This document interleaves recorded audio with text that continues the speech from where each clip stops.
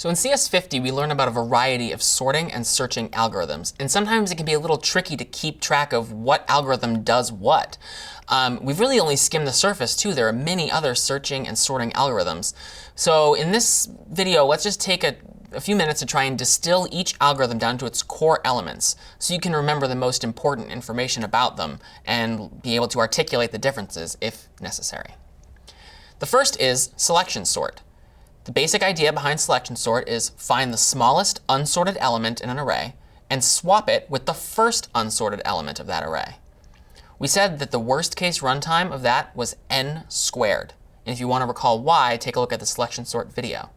The best case runtime is also n squared. Bubble sort, the idea behind that one is to swap adjacent pairs. So if that's the key word that helps you remember the difference here, selection sort is so far find the smallest. Bubble sort is swap adjacent pairs. We swap adjacent pairs of elements if they are out of order, which effectively bubbles larger elements to the right. And at the same time, it also begins to move smaller elements to the left.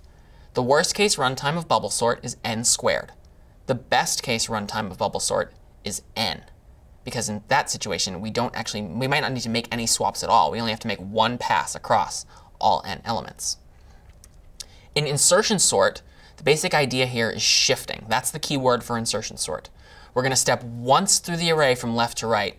And as we do, we're going to shift elements we've already seen to make room for smaller ones that need to fit somewhere back in that sorted portion. So we build the sorted array one element at a time left to right, and we shift things to make room. The worst case runtime of insertion sort is n squared. The best case runtime is n.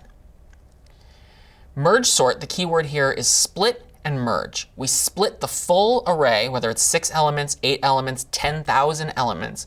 We split it down by half, by half, by half until we have an array of n one-element arrays, a set of n one-element arrays. So we started with one 1,000-element array, and we get to the point where we have 1,000 one-element arrays. Then we begin to merge those subarrays back together in the correct order. So we take two one-element arrays and create a two-element array. We take two two-element arrays and create a four-element array, and so on until we've again rebuilt one n-element array. The worst case runtime of merge sort is n times log n. We have n elements, but this recombining process takes log n steps to get back to a full array. The best case runtime is also n log n, because this process doesn't really care whether the array was sorted or not to start with. The process is the same. There's no way to short circuit things. So n log n in the worst case, n log n in the best case.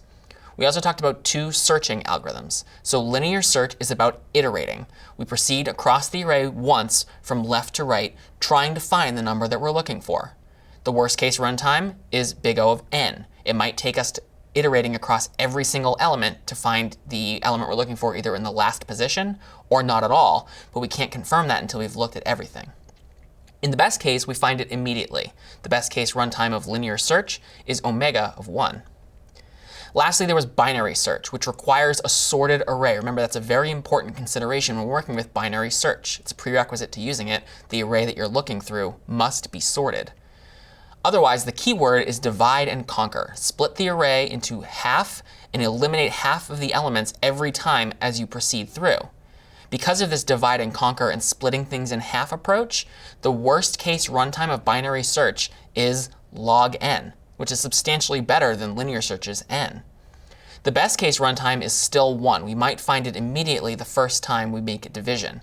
But again, remember that although binary search is substantially better than linear search by virtue of being log n versus n, you might have to go through the work of sorting your array first, which might make it less effective depending on the size of the array being sorted. I'm Doug Lloyd. This is CS50.